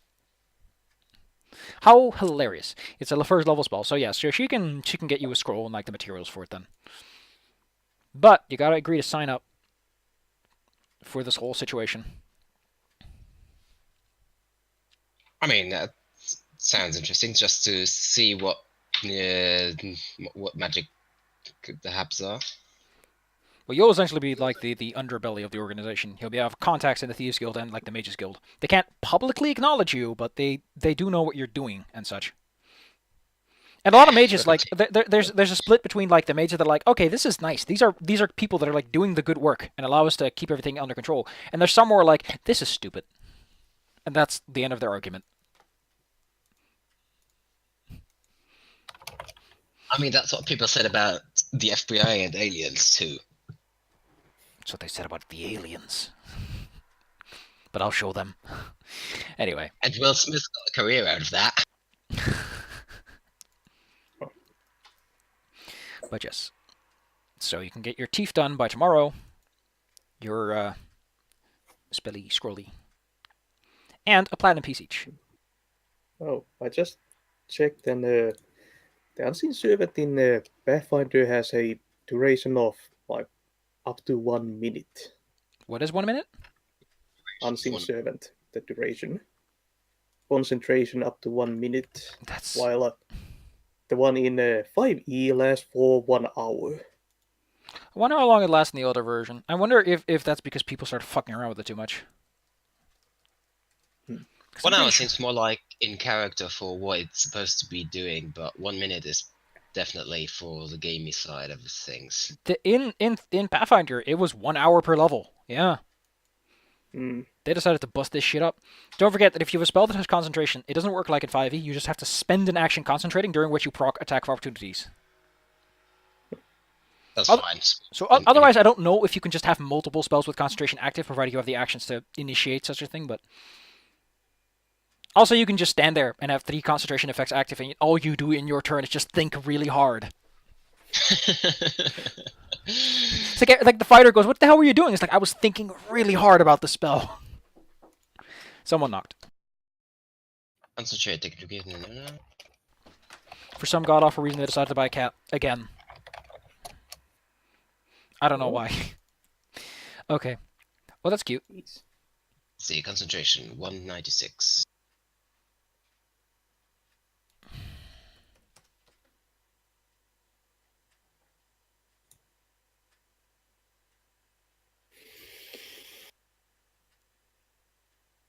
You might have at least one spell active with a concentration duration. Yeah, so I think you can just concentrate 3 times in a turn. You can, if you really want to,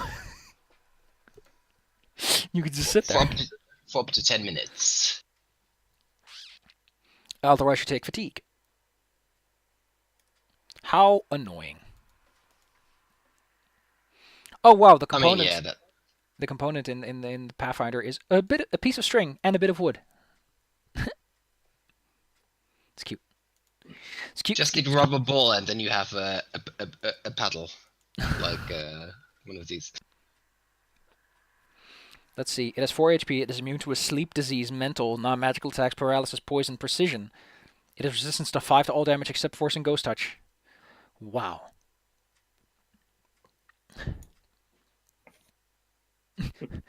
An unseen servant is invisible, though it normally doesn't sneak, allowing it to be sensed.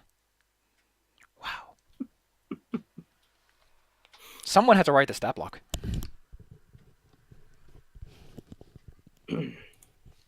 Well, if you agree to this, she'll sign you up, and she's like, "You saw the Frosty Goblet, right? Like, I'll tell them to come by and give you the old rundown to see if I was right, which I am, about you joining up." All right then. Well, yeah, as I said, I am at least interested. Yeah. What? So she hands you the items she said she would get you. The 2 pattern pieces at least. She'll take care of the other things later in the day when she has time. Despite being an ex-mage, she can just walk in that building anyway. You know, she used to work there.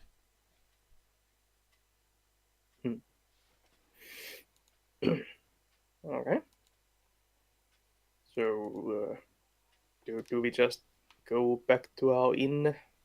To, You know whatever you want.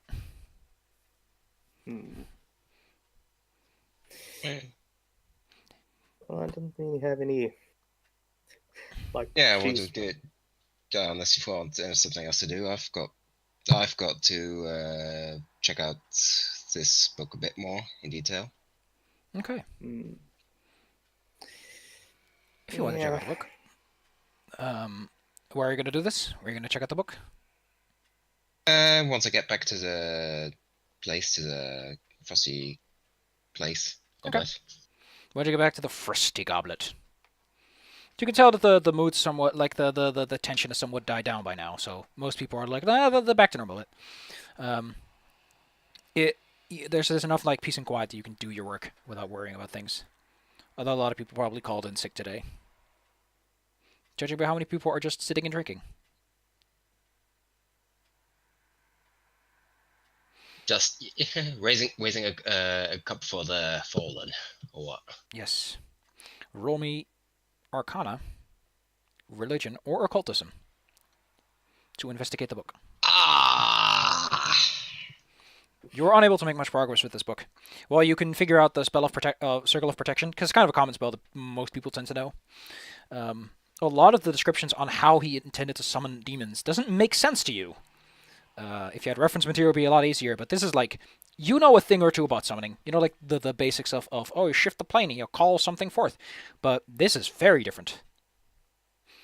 So like someone is trying to reinvent the wheel, basically. It's like, this thing I call a triangle. It's better. Yeah, like it's almost like it's the ramblings of a deranged madman. You're basically confused by the words on the paper. I've also decided that the spell in the other spell is going to be grease. Just to cast it on Bitey so he can slip through narrow spots easier. Heck. Grease up the goblin.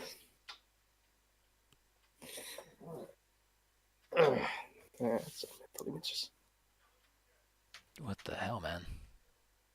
I guess. Meanwhile, that's why you're really with me. You're just my my guinea pig. Just gonna throw some grease on the ground and make him slip. Let's see how slippery this is. Yeah, The rest well, of the day is that's- uneventful because a lot of people that were gonna start some shit are deciding, you know what, let's not do that today. Everyone's on edge. And you never do something when people are on edge. So even like the thieves who are planning stuff are like, yeah, today's not the day. Today everyone's like gonna be twitchy. Hmm. You sometimes you hear the clang of like people throwing out buckets of random garbage. And you notice that some of it just falls straight down to the lake, which means that someone is gonna have a great day. Someone cleans that lake most likely. Polluters. Belmore is typing exciting things. Huh?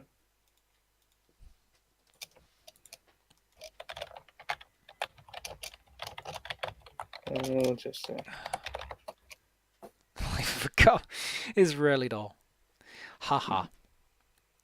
So, we can skip to the next day if you wish. sure, like while Darby's busy with the book, Bitey 8 will be hours later. Bitey will be just kind of drinking and socializing in the common Well. room. Well. If you're planning on doing that much, I get to roll for carousing. Okay. So as you're sitting around carousing, eventually, a magic-looking man steps up. He's wearing a magnificent robe, or at least he looks magnificent. You can very clearly tell that's all fake materials. Like someone who walks up in a fake fur coat. He steps up and says, I will cast the grandest of magic for thee. Produce for me a piece of copper and I will turn it to solid platinum.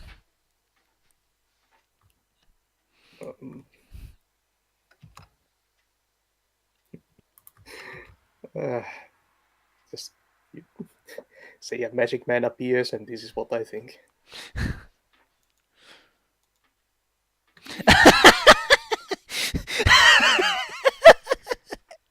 What the hell was he?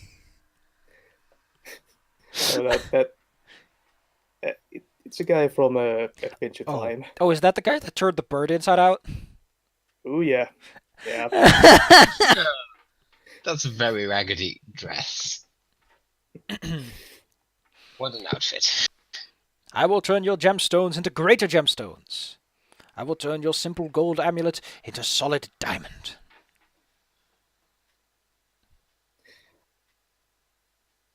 Ooh, okay. So, someone steps up to him and goes, oh, I deposited something just the other day. And the magic man waves his hands around, and there's like a little puff of smoke, a little sparkly effect.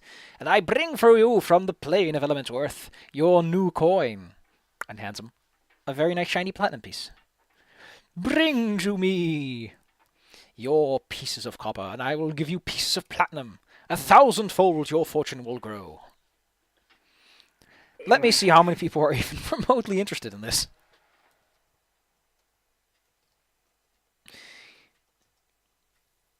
Okay. I rolled ones. So everyone just gives him a very skeptical look. I mean, if he was really capable of what he claimed, he wouldn't be wearing fake clothes. You also noticed that the guy that he gave the money to like instantly left the scene like an accomplice would.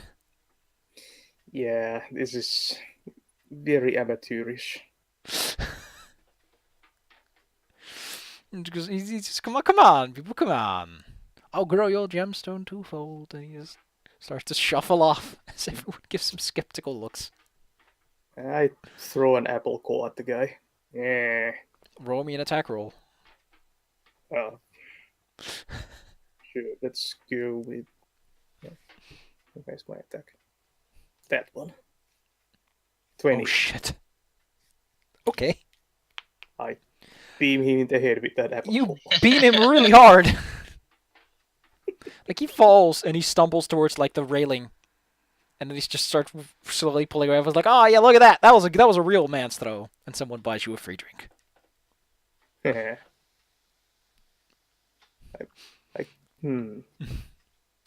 guess I could show them some magic tricks of my own, like Ooh. card tricks. Yeah, that works. You're gonna try that then? Okay. Oh, Sleight of Hand isn't a thing anymore. Well, what would you have performance sing? Yeah. You can sing. Oh dear, he does, and he's got decent charisma too, so he can actually sing. He can actually sing somehow. Well, yeah, like perform is a signature skill for rogues.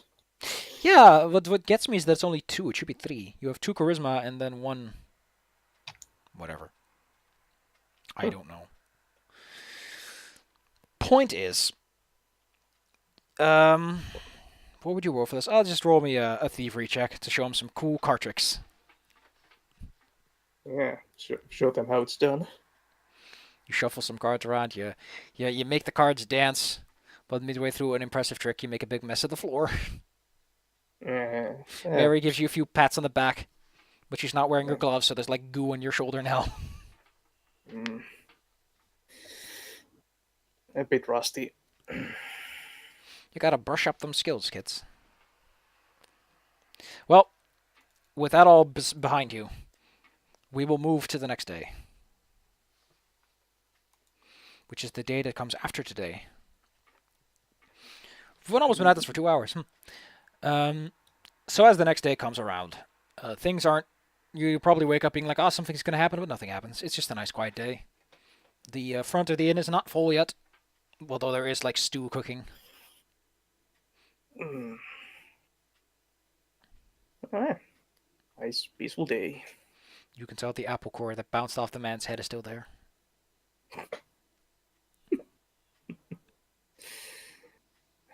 No one has dared to move the apple core of accuracy or whatever. The apple core of Swindler's Bane.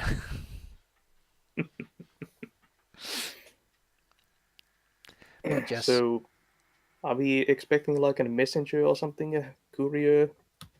Yes, you are expecting a messenger, though you weren't told how late they would show up. Or what form they would take. Slightly inconvenient. Oh, do we heal when we rest? Yes!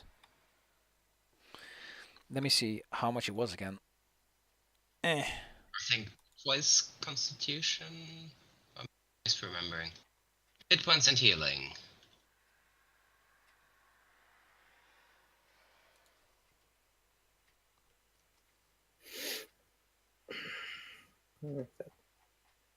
Probably just heal the maximum. No, yeah, just go to maximum, I guess. It's probably not going to be that much. Yeah, You're missing anyway. Missing 2 hit points anyway. 3.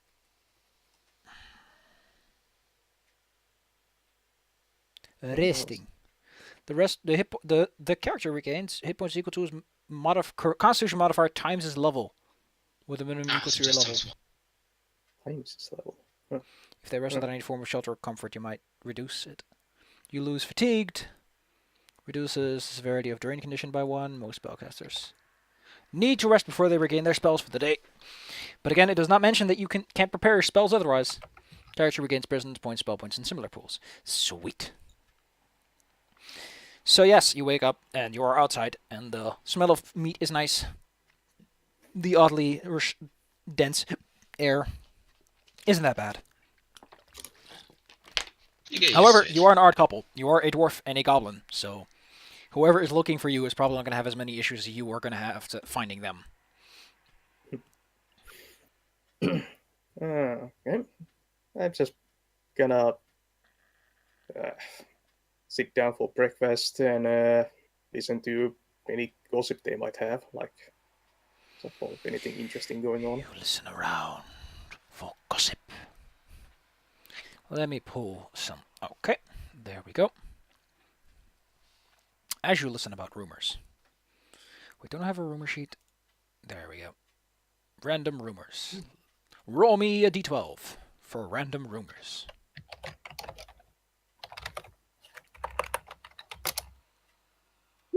7. A 7. Okay, so this one's a funky one. The cat at the Jester and Chalice is actually a polymorph wizard, is what you managed to hear. And they all have a good laugh about it. Oh, those wizards.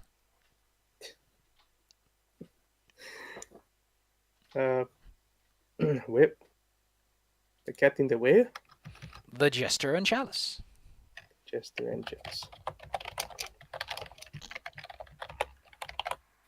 It's a small but respectable bar down a side alley near the east entrance to town.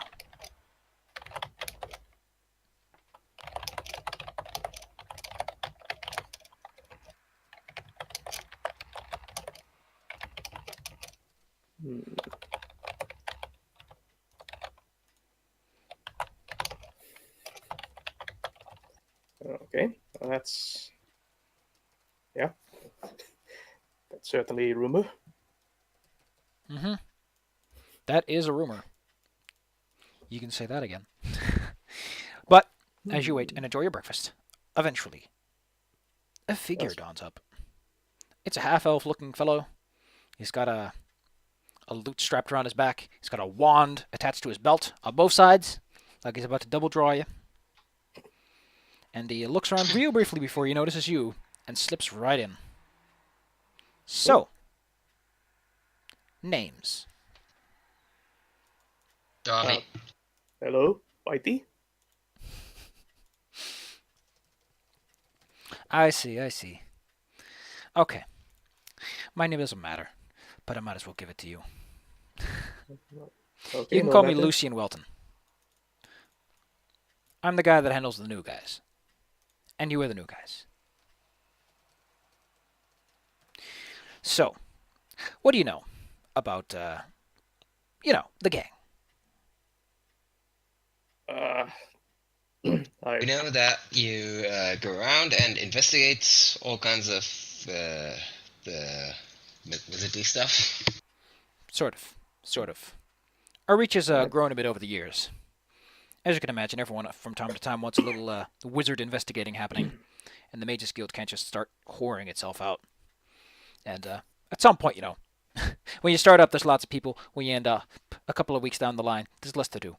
So we got people all over the world, but they all technically work here. Now, last night's little incident happened to kill some delicious hopefuls, which means we're going to have to put our work back in the hands of the common man, like yourself, and bring him back up to ranks. Got that? All right then. So for following you. Now, you did good last night, last day, whenever you did it. I don't know when you did it. I just know you took care of a summoner.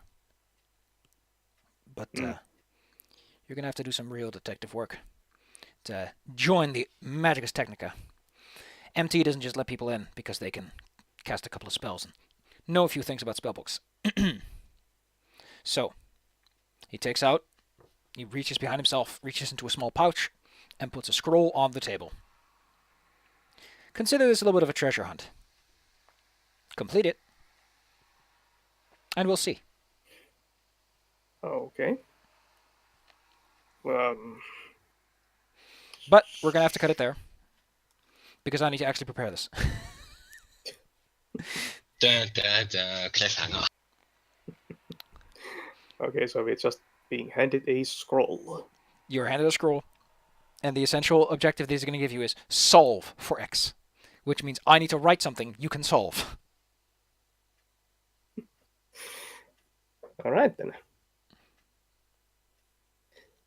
That's a cliffhanger. Yes. Well, an ending, anyway. Indeed. Well, next time, solving things. Yeah, this is... Riddles and maps and puzzles. Most certainly. It's Most an certainly. interesting thing. I just quickly read about hero points, and they like how how do we gain more of them? Like you can have like 3 at a time. I think. Yes. I think the idea is that I'm supposed to just shove them down your throat from time to time. Yeah, there was a what my suggestion was 1 point for some in-game actions and 1 point for out-of-game actions.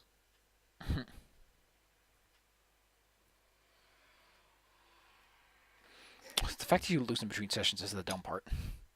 Yeah, also that they like they reset to 1 after each session.